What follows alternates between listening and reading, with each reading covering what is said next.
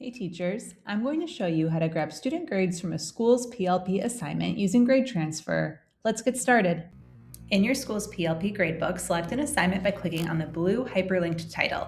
This will open the supported activity grader view.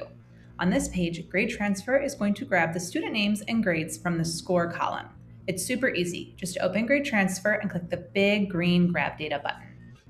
The data will be retrieved automatically with a summary so you can review the information you've grabbed before filling into your district gradebook. If you want to transfer a different version of the scores that are currently visible in the score column for your assignment, you can change the display view for the applicable grading categories in your school PLP course. You can also use GradeTransferer's pattern remover, scaling, or rounding features to adjust the grades as desired. If this video helped you, share it with a fellow teacher so they can save time and avoid typos too. That's all for now. Happy transferring.